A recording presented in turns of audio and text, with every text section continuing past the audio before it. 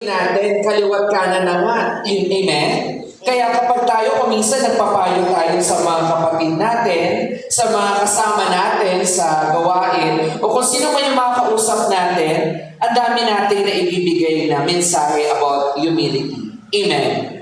Kaya alam niyo po, nung nalaman ko po yung topic nito, kasi actually, first week, no, Sister Cha, naka-test diary of St. Faustina. Medyo nahihirapan po. It's not medyo, sobrang nahihirapan po. Kasi sabi nga ni Sister Jessa, pag-usapang humility, isa sa pinakamahirap na topic. No, kasi ang hirap ang pagpapakumbaba. Ang hirap ang pagpapakababa. Amen? Kasi kailangan durog na durog tayo kung tayo ay susunod sa Panginoon. Amen? Lahat ng ere hanggat maaari wala. Amen?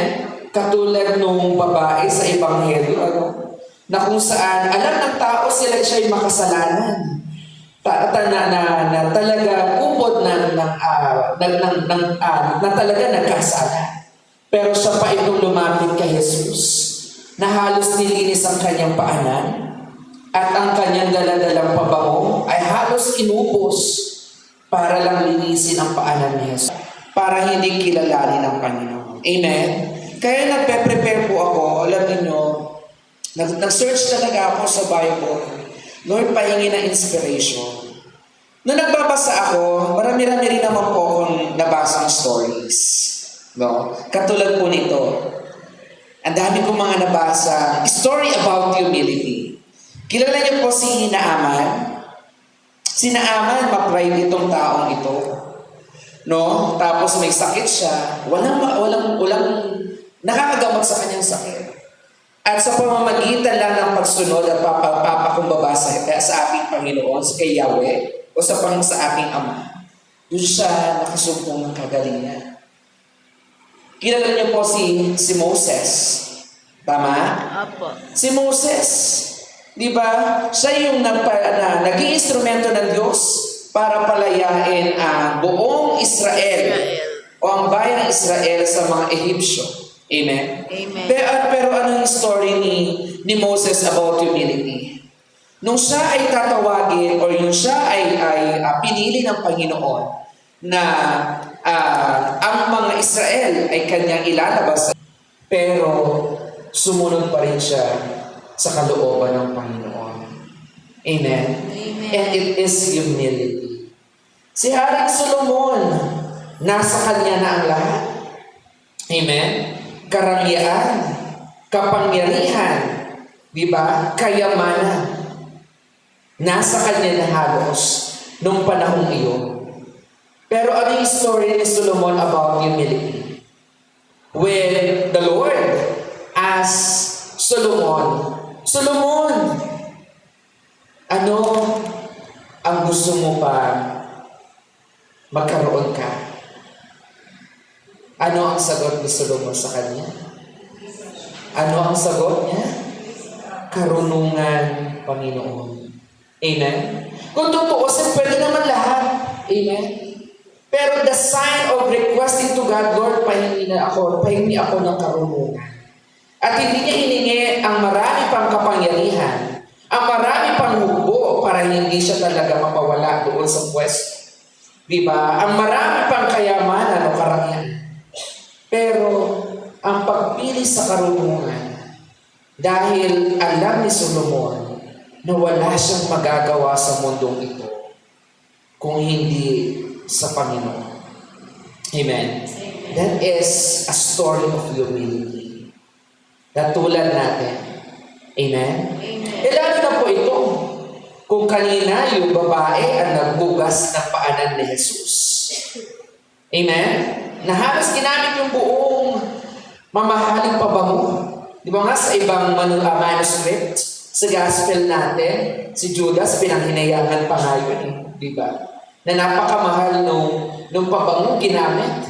Kung ibibenta pa yun, di ba? Ilang dinaryo na ang magkakaroon ka. Amen? Amen. Pero tingnan niyo po si Jesus. Bago siya mamatay, it is a sign of humility.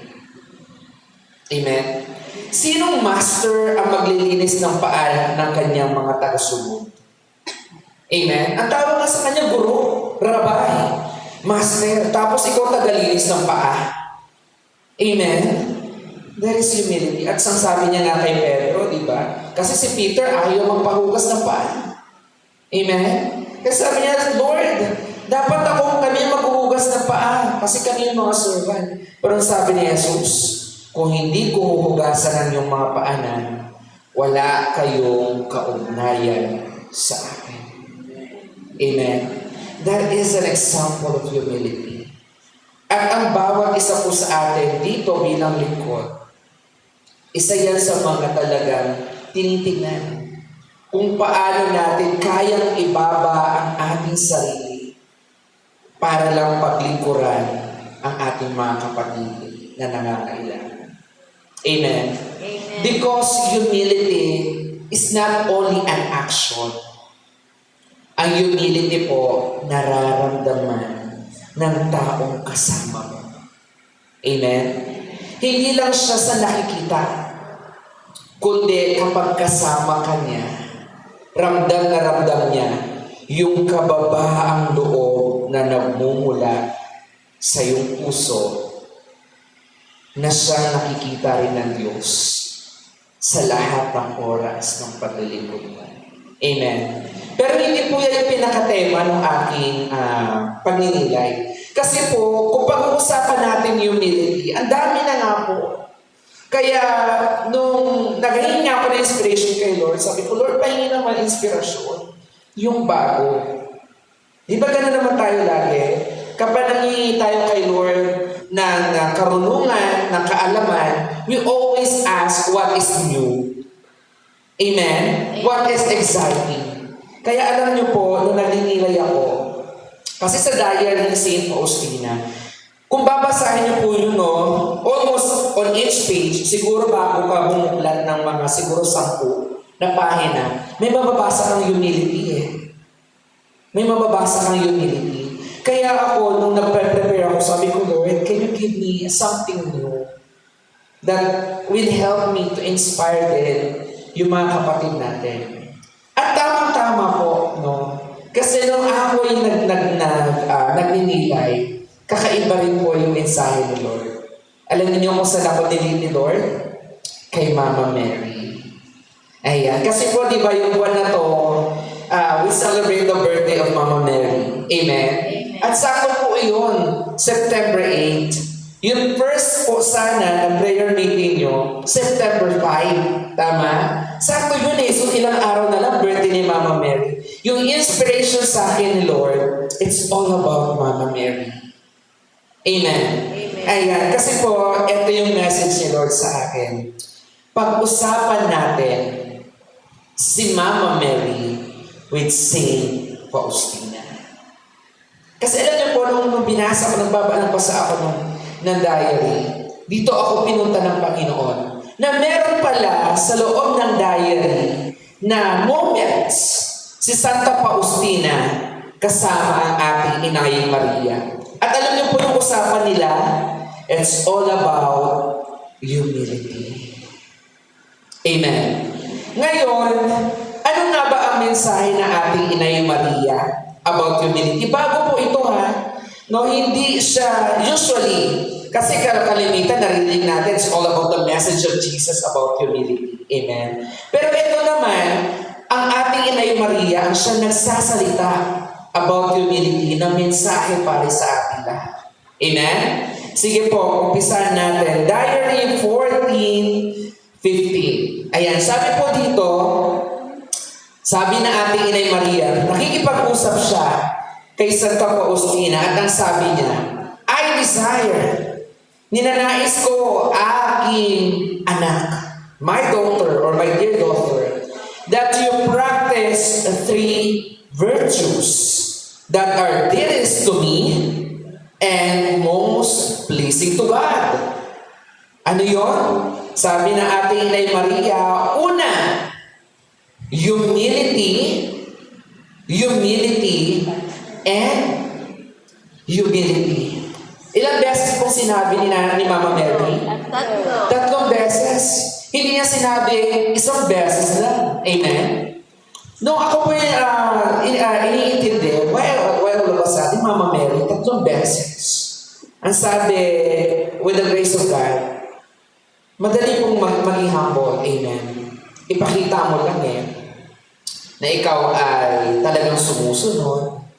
Ipakita mo lang na talagang mababaw ka, mabait ka.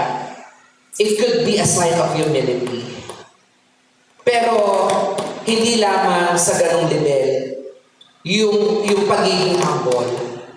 No? Ang ibig sabihin po nito, kung humble na tayo ngayon, kailangan pa natin maging mas humble.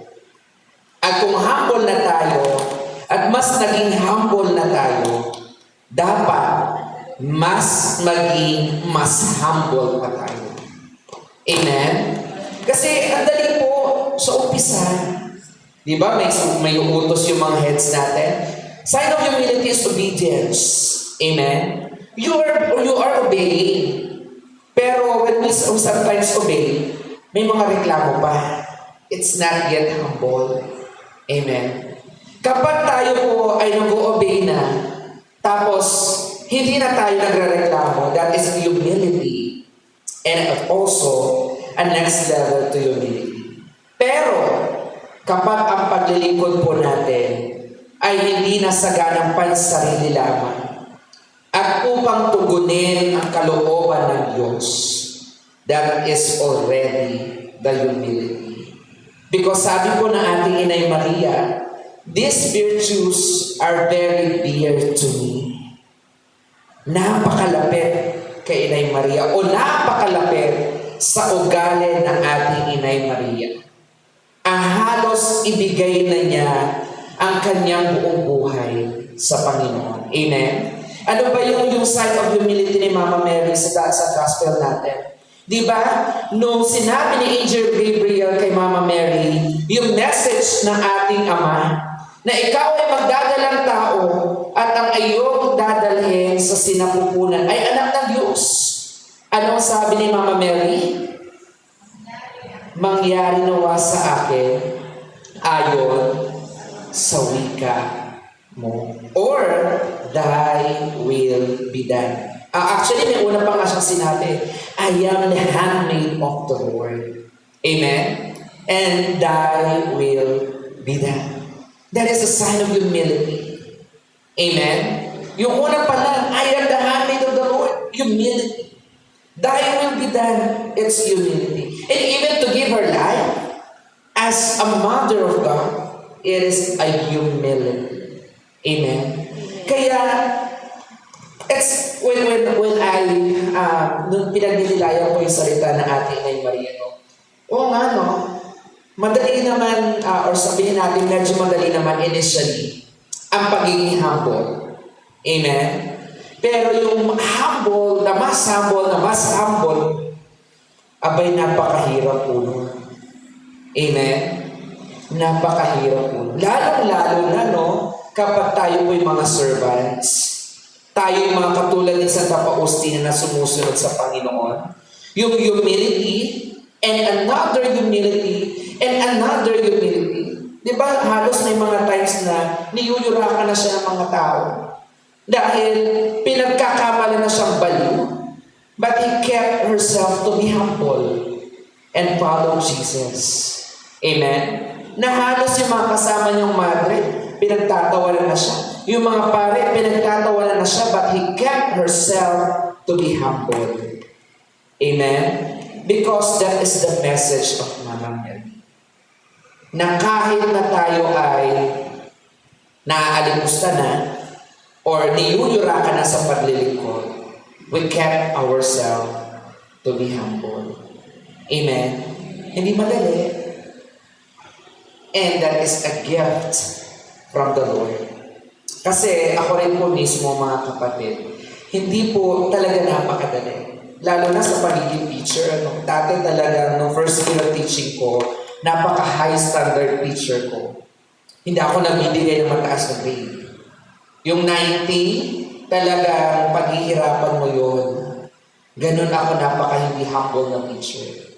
At kapag tinanong niyo po yung isang estudyante ko sa Malabon, na member natin, no, kapag nagkukwentuhan kami, o may mga kausap kami, at pinakikilala ako sa mga ka-sisters natin, lahat ng sasabihin niya yung mga kawalangyaan ko bilang teacher.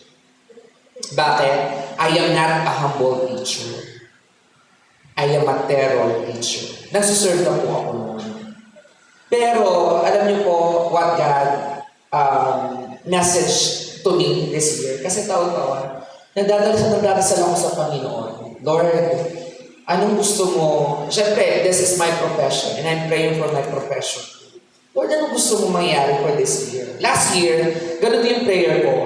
At ang sabi sa akin ng Lord, maging mabuti kang advisor at guru. I don't know why. Pero, pinakita sa akin ng Panginoon na kung tayo ay yung tao o guro na napakababaw at kayang abutin ng mga kabataan at estudyante natin, maririnig at mararamdaman mo sila. And lalo na po ngayong taong ito. Kasi it's not just about being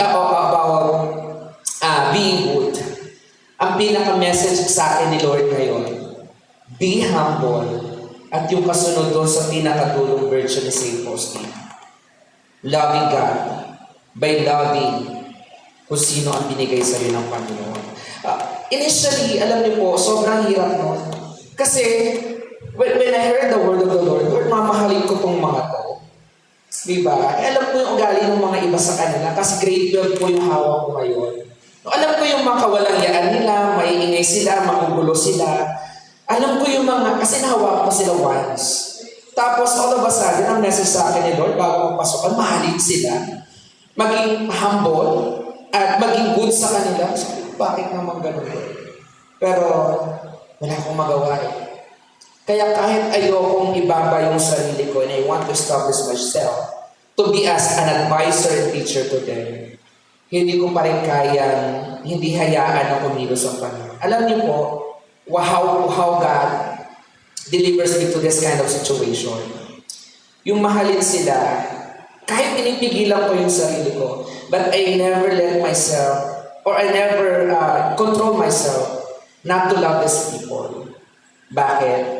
Laging may portion na ipinaparandam sa akin si Lord.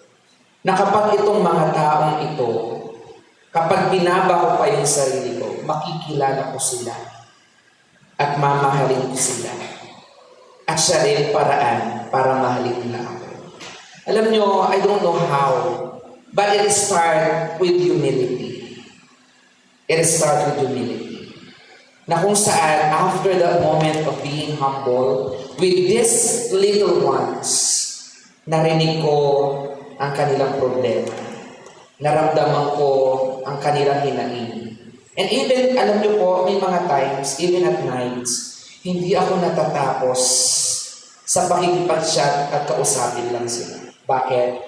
Ang dami pala nilang problema sa buhay. Ang mga pamilya nila, sila-sila. Ang mga bata, may mga anxiety, may mga problems, may mga mental issues. Kaya pala sabi ko, Lord, ito yung message mo. First one is to be humble. Second one is to be good. And third one is to love them. Bakit? Because this is what Mama Mary is trying to teach us to. Ibaba yung sarili natin, hindi lamang doon sa mga ka-members natin. Hindi lamang doon sa mga mahal natin sa buhay. Kundi maging sa mga taong ipinagkatiwala sa atin ng Panginoon. Amen. Because we will see there is a little thing na gustong ipakilala at ipaalam sa iyo ng Panginoon. And that is, of course, what we might experience from the message of Mama Mary. The virtue of purity, kung tayo may kalinisan ng kalooban at pag-ibig sa Diyos, talagang mararamdaman ng tao that really possesses this gift of God, humility. Amen. Kaya sabi ko po sa inyo, humility is not about action. It is about how people will feel that kind of humility. Amen. Because God is a spirit. At ang espiritu ng Diyos kumikilos kahit hindi ka kumikilos. Amen. Meron pa pong message si Mama Mary. Diary 17:11. Sabi dyan, sa Faustina habang siya ay nagdadasal kasama ang kanyang mga kapwa madre, all of a sudden, lahat ng mga kasama niya umalis na at mag-isa na lang siya doon sa isang lugar na yun.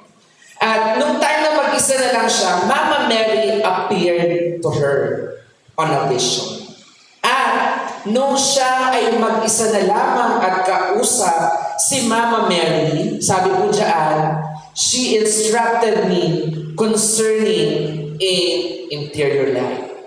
Alam niyo po, ang Inay Maria, ganyan siya sa lahat ng mga taong nananamlay. No, sa lahat ng mga taong nagdadry yung kanilang spiritual life, ganyan si Mama Mary. Na kapag kuminsan, nawawala na tayo ng pananampalataya sa Panginoon, call her. Kasi may mga times po nun, no, when I was experiencing spiritual dryness, kuminsan hindi si Jesus ang kinakausap ko. Kasi parang feel ko, ang dami-dami kong kasalanan. Parang ramdam ko ang dami kong pagkukulang, lalo na sa gawain. Kaya madalas sa Blessed Sacrament, ang kinakausap ko, si Mama Mary. At kuminsan, or madalas, may mga message si Mama Mary. At alam niyo po kuminsan confirmation niya, after Blessed Sacrament, magsisimba ako, may roses akong napupulot. Kasi when I'm praying, Mama Mary, pwede mo ba i-confirm yung message mo? Ganon siya. Ka-amazing. She always concerned on our spiritual growth in our interior life. Same with the life of Saint Faustina. Ganyan siya magmahal. Napaka-pure. Amen? And alam niyo yung sinabi ng ating Inay Maria, ang kaluluwa, no, ang tunay na greatness ng isang kaluluwa ay ang pag-ibig sa Diyos. Ang pagmamahal natin sa Panginoon at ang pagpapakababa ng ating sarili sa Panginoon. Amen? We cannot see true greatness on our mission sa mga manggagawa kung hindi tayo nakarely sa Panginoon at hindi tayo nagpapakababa sa Kanya. Alam niyo po noon, ang daming members sa community magagaling. Nasabi ko na po sa inyo yan. Ang daming mahuhusay, ang daming maaalam.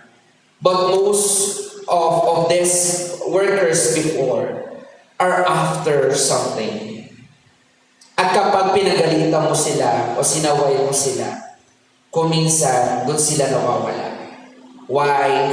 Because they could not find the real greatness in humility. But they are after their pride. After sila doon sa posisyon na kung saan sila naroon. Amen. At alam niyo naman po sa community natin, kung hindi pure ang intention natin sa paglilingkod, at kung hindi natin kayang ibaba yung ating sarili sa pagsunod, we can never see the true greatness of God in our life. Amen? Kasi sa gawain natin, matirang matibay. At magiging matibay lang tayo sa paglilingkod kung tayo ay may kababaan loob at talagang pag-ibig sa Panginoon na tapat.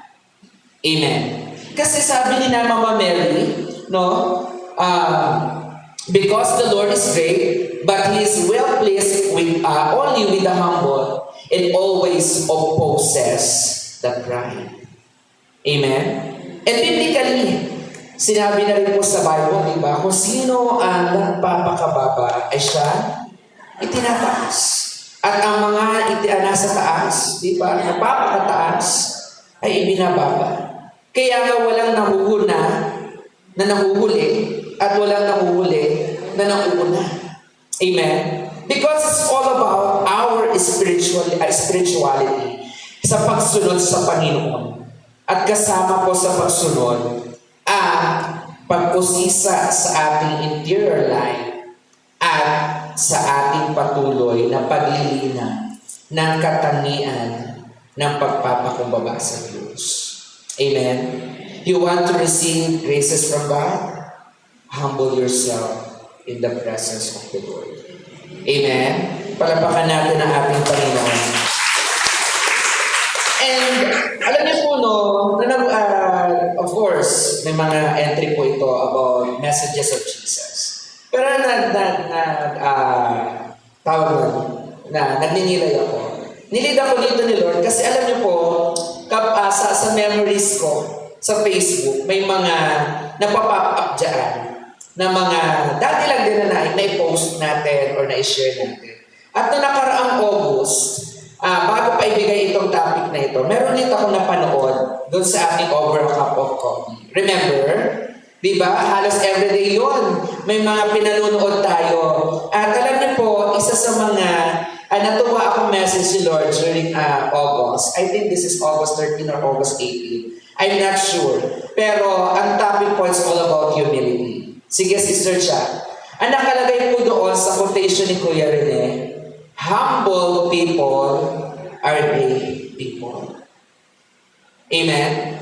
Totoo naman po, amen? Kung sino ang Aba, siya ang dakila.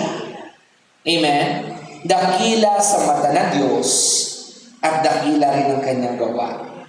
Amen? Alam niyo ang nag-share nito actually, si Brother Max. At nakakatuwa din na kapag may mga bumabalik po mga ganyan mga memories, talaga pinapanood ko ulit siya. Why? For us to be reminded of God's goodness to our life. Amen? At pa-remind tayo sometimes we need humility. Kasi alam niyo po na naglilingkod ako ng mga simula, lagi ang mga comments sa akin, ma-pride ka kasi Chris. Ma-pride ka kasi Chris. Lalo na po nung time na suspended ako. No? Yung unang suspension ko, 2015 or 2015, I think, nakalimutan ko na yung taon, kasi nakalimutan ko na siya. Kapag sinishepherd ako nila Sister Sheila, nila Sister Jessa, na mga kaibigan ko sa Friends Malabon, lagi ko lang sinasabi, ayoko muna. Why? Kasi nga ma-pray po talaga ako. But I never see the greatness of God and His greatness to my life during that time. But the moment when I embraces again the ministry, at nagdasal na ako, Lord, I want to forget everything. And I want to know you more. That is the start. The moment na naramdaman ko ulit ang kadakayaan ng Diyos sa buhay ko. It's just about humbling ourselves. Because if we cannot humble ourselves, we cannot see the greatness of God. Amen? Alam niyo po sa diary ni Saint Faustina, sinugundihan niya to. No? Sabi po sa diary 4:2-7. True greatness of the soul is in loving God and in humility. Sinabi ng Mama Mary, sinabi rin ni Jesus. Amen? The true greatness of the soul is in loving God and in humility. Kung tayo po gusto natin makita talaga ang kadakilaan ng Panginoon, that is in loving Him and in humility. Lalo-lalo na po kung babasahin natin yung ibang yung Bible, no? In the message of Brother Max in his OCC, no, ang kanyang binigay na verse doon actually is from Sirach. The book of Sirach, chapter 3, verse 16, 17, 18. Parang yun siya. Verses 16, 17, 18. Ang ganda ng message, no? Sabi po doon, my son, conduct your affairs with humility. Gawin natin lahat ng bagay na mayroon tayo ng may kababaang loob. Ang pag-aakyat ng may kababaang loob. Ang pagsuserve sa Panginoon na may kababaang loob. Ang pakikipag-usap sa ating ka-members na may kababaang loob. Ang paggawa ng works of mercy na may kababaang loob. Amen? Ang pag-serve sa family natin na may kababaang loob. Amen? Diba? Ang pagbibigay ng tulong sa lahat ng tao na may kababaang loob. Why? Because mamahalin tayo ng mga taong ito na tumatanggap sa Diyos. Amen. Alam niyo po yung kanina sinabi ko sa inyo, Sherry, nagugulat na lang ako. Alam niyo po yung advisory class ko, yung dating advisor nila, kinamumuhian sila, kinamumuhian nila. Bakit po? Kasi hindi nila naramdaman ang pagiging ina ng advisor nila. Alam niyo po noon, nung Christmas party namin, kasi katabi noon section ko, tapos sila, makatabi lang kami. Nakikita nila yung section ko, masaya kami. Because yung una kong advisory, tawag ko sa kanila actually cuties, no? Kasi cute kami, gano'n. Nakita nila kung gaano kasaya yung advisory class ko. Because during that time, I was so happy. Kasi nung sinabi ni Lord na be kind, be good, hindi ko alam na ito pala ibibigay sa akin, mga mababait, mabubuti, at talaga mabababaw na bata. Kaya pala yung message sa akin ni Lord. Ngayon ito mga bago kong mga anak, dahil ayaw nila sa advice nila kasi lagi sila pinagagalitan. Tapos nung Christmas party na yon, Christmas party, iniwan sila ng advisor nila. Kasi ang reason sa akin ng mga bata na nagsabi, nagpaplano daw kasi sila na hindi kasama yung advisor nila. Kaya bahala daw sila mag-Christmas party. See, meron silang bitterness. Kaya kapag binabanggit ko yung teacher nila, siya ata magiging teacher ni Nelson. Lagi niya sinasabi nila sa akin, Sir, sana wag naman. They have this bitterness. But you know, my dear friends, the moment when I start showing my humility and love to them, nagulat ako, they are very attached to me. That even yung pinakabagay na sensitive sa buhay nila, kuminsan kinukwento nila sa akin. And even something that they cannot tell to their parents right now, sinasabi nila sa akin. You know my fear, or one of the things that I cannot imagine, kasi lagi ko iniisip, lalaki ako. No? As an advisor, ang mga bata mas malapit sa mga babaeng teacher. Tama? Kasi babae yung nanay. Amen? Pero ako po lalaki, lagi iniisip ko, kailangan meron something na babaeng teacher na malapit ang mga anak ko. Para kahit pa paano, kung naiilang man sila sa akin, pwede lang ko usapin ito. But I forgot how God works. And right now, the message ni Lord, kapag talaga ninanamnam ko pa rin, natutuwa ako. Because these students of mine, I always felt their love every day.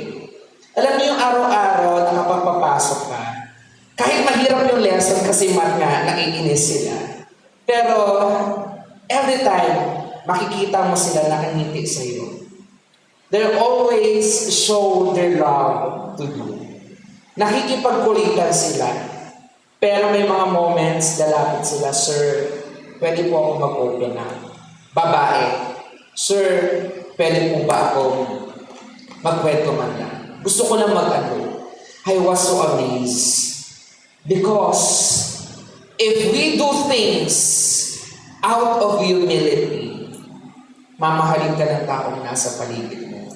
At ang lahat ng kasama mo sa paglilingkod, kung ginagawa mo yung paglilingkod mo na may kababaang loob, mararamdaman ng lahat ng kasama mo, mamahalin ka at mamahalin ng Panginoon. Amen? This is what God says to me. Dahil alam niyo po, every conversations namin, ng mga batang ito, at the end of our conversation, ang lagi ko lang sinasabi sa kanila, magdasal ka. At hingin mo sa Diyos ang biyaya. And you know, they start on believing to God. They start on believing that God can bring them to a new path. Amen? Because this is written in the Bible na rin. Kapag ginawa mo ang iyong paglilingkod na may tunay na kababaang loob, mamahalin ka ng lahat ng tao na nasa paligid. Amen? May kasunod po yan. Dahil, verse 18 naman po. Humble yourself more. Diba sabi ni Mama Mary, humility, humility, humility. Ito naman, humble yourself more. The greater you are, and you will find what? Favor with the Lord. Amen? Totoo po yun, mga kapatid. Hindi po nagbibiro ang Panginoon sa mensahe niya dito. The more we humble ourselves, the more God will bless you. Amen? God will never stop pouring out His graces upon you. Amen? Alam niyo po, ito pa lang nagiging masaya ako. Na parang, alam niyo, darating yung graduation, parang iniisip ko pa lang siya, siguro iiyak na ako. Kasi grabe magmahal yung mga bata sa akin. Lalo na po yung sinunda, yung una kong hinawakan. Kapag nakikita ko sila, alam niyo yung kapag may mga moments na lumalapit sila sa akin, they always expresses their love. Kaya parang, yung palang simpleng bagay na yun, na nararamdaman ko from these people that God entrusted to me, there is already a very big favor from the Lord. Na kasi kung dati takot ako, pero ngayon, ipinakikita sa akin ng Panginoon that there is also a mission.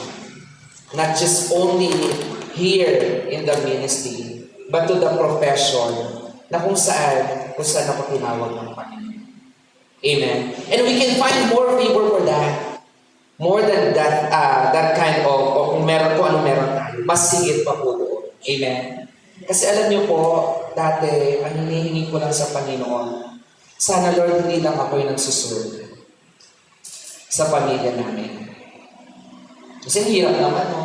Ako lang, I don't know if you already know the background of my life. Kung gaano napaka-pangit ng family tree ko, with so many curses from my mother and my father. Kaya lang purso ako ng service kasi ayoko na maranasan namin yung ganitong klase ng buhay ng kahirapan. But I always ask the favor of the Lord. Sabi ko, Lord, kahit naman sa ngayon, bigyan mo naman kami na hindi lang ako yung magsuserve sa family. And that is one of the favor that I found from God.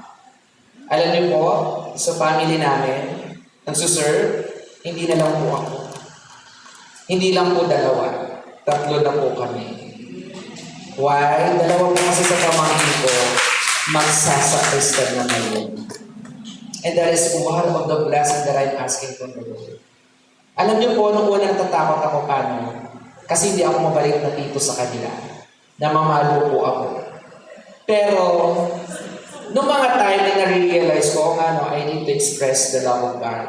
Kasi dati hindi ako yung tito na sobrang pinararamdaman yung pag-ibig.